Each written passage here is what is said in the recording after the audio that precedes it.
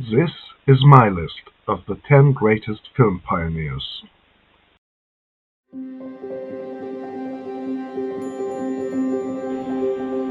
10. D. W. Griffith for making movies epic.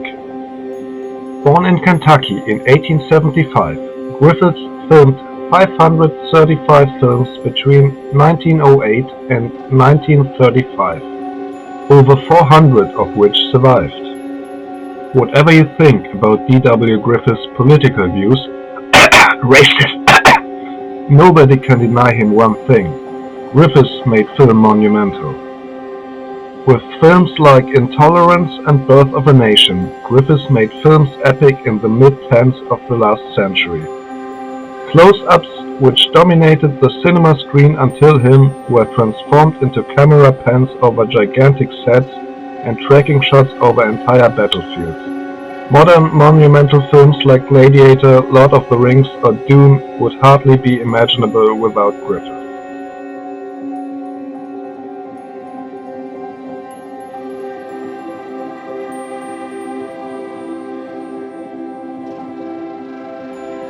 Nine. Mary Pickford for making movies female.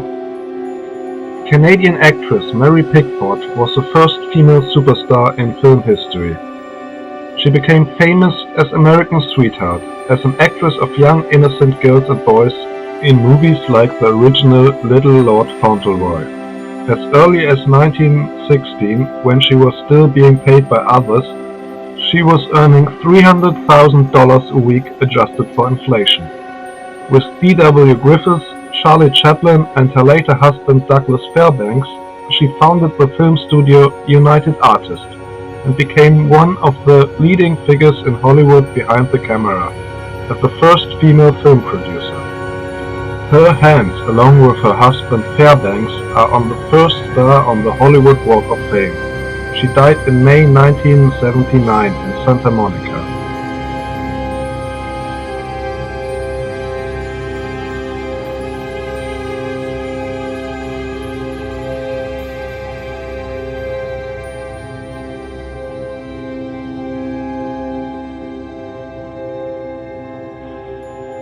Eight.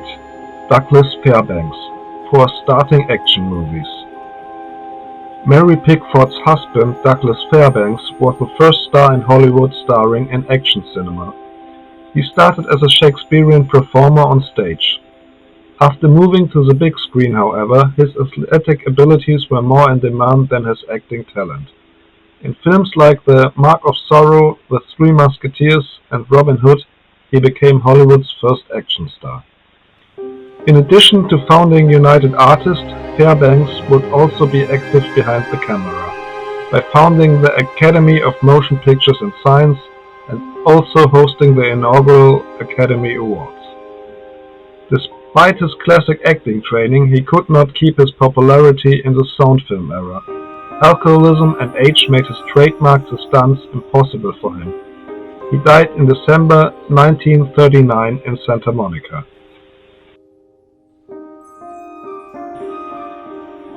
7. Rudolph Valentino for making Hollywood sexy. Raised in France, Italian actor Rudolph Valentino was Hollywood's first sex symbol. After moving to the United States, Valentino made a living as a dancer, extortionist, and pickpocket, and also spent some time in prison. In 1914, Valentino came to California with his dance troupe and soon began a very successful film career. In films like The Four Horsemen of the Apocalypse, The Eagle, and The Shake, Valentino became a cult figure in Hollywood as a Latin lover. In 1926, Valentino died of a perforated stomach or small intestine ulcer. This disease is still called Valentino syndrome in the specialized medical literature. His death triggered the first mass hysteria in film history. More than 100,000 people came to his funeral service in New York City, and there were street battles and smashed windows. The police needed hours to end the riot. Valentino's grave in Hollywood Forever Cemetery, next to Paramount Studios, is still the most visited grave in Hollywood.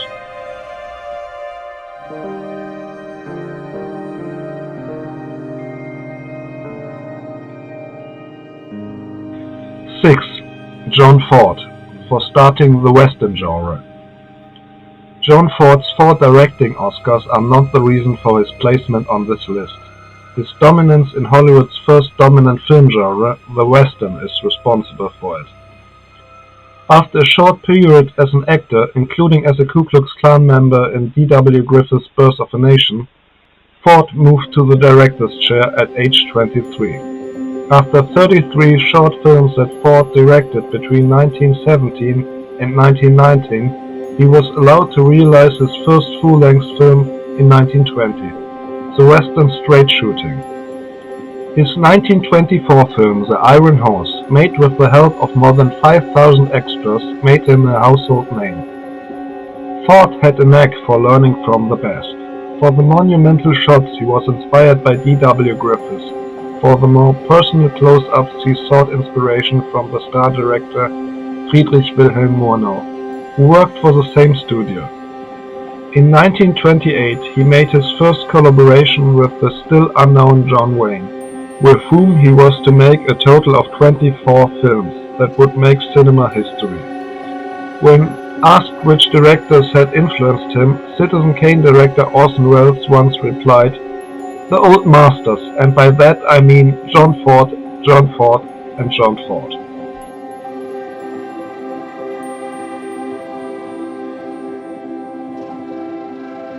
Five.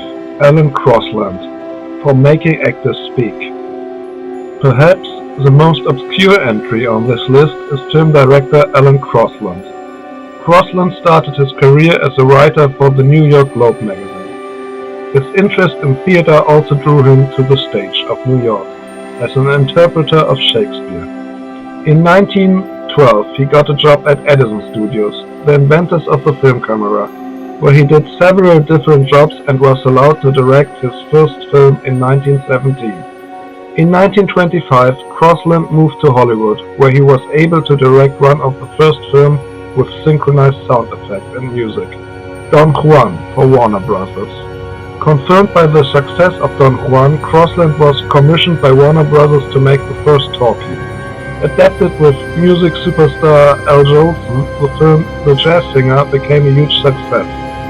Often decried as racist today because of the use of blackface, the film was celebrated at the time by black newspapers such as the Harlem Times as a successful homage to jazz music. Although he directed the first successful talkie, the talkie era brought Crosland few further success.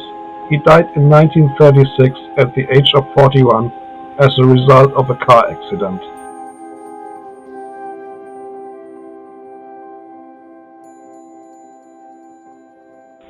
Four. Sergei Eisenstein, for Let the Editing Tell the Story. What Riga-born Soviet director Sergei Eisenstein introduced to cinema may not be obvious to the inattentive viewer. His visual imagination, trained in his early days as a stage designer and cartoonist, enabled Eisenstein to play with human emotions like no other. Through editing and rearranging individual film scenes, Eisenstein managed his films to be more than the sum of its scenes.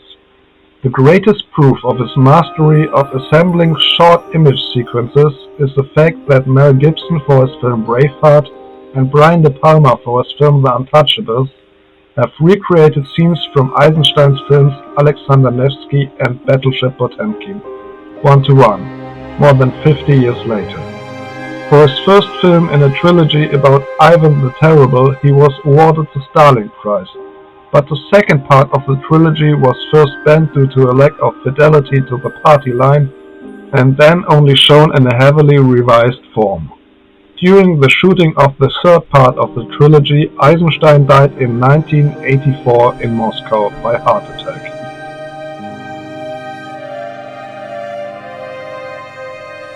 3. Segundo de Chaumont, for Tricking the Eye.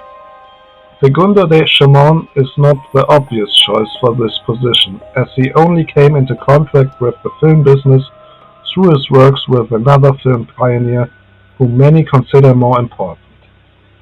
His wife, Julienne Mathieu, was working as a painter for Georges Méliès when he met her, to whom Martin Scorsese's Hugo is a memorial.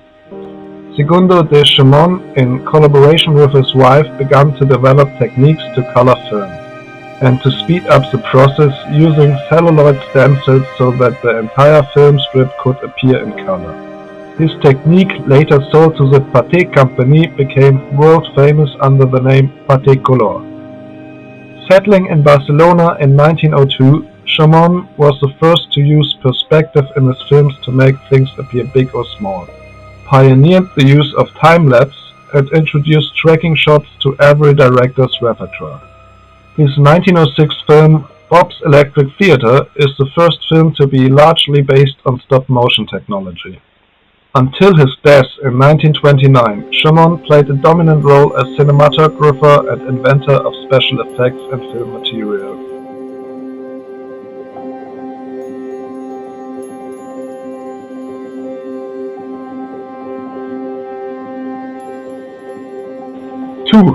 Thomas Edison, for creating Hollywood by copyright law.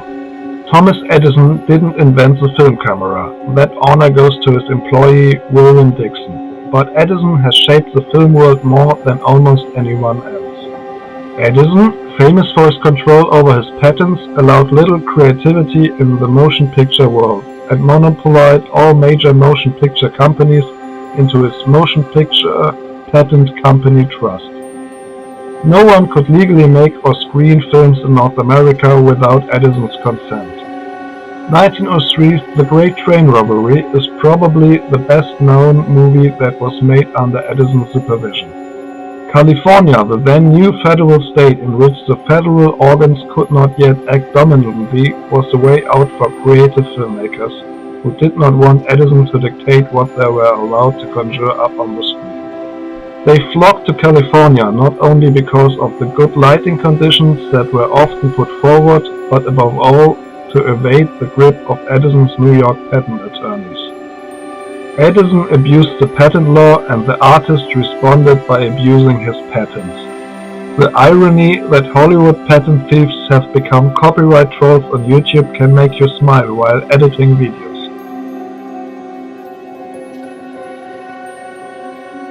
1. Brothers Lumiere, for making cinema. The Lumiere brothers, sons of a portrait photographer born in Lyon, France, are famous for their invention of the cinématographe, a machine that was film camera, copier and film projector all at once. In 1882, the brothers began their career as inventors by improving gelatine biplanes, the first carriers of photographic images. In 1894, the brothers employed 300 people and produced 15 million photographic plates a year. On March 22, 1895, they presented their new invention, the cinematograph, to invited guests in Paris. The first cinema screening in world history showed a 1-minute film, workers leaving the Lumiere factory. On December 28, 1895, there was the first public film screening in film history, with 10 films and a total length of 20 minutes in Paris. After the first success, the brothers toured Europe with their invention. In 1905, the brothers sold their patent on the cinematograph to Charles Pathé, who would go on to dominate the French film scene for decades. After their success with moving images, the brothers also successfully devoted themselves to color photography.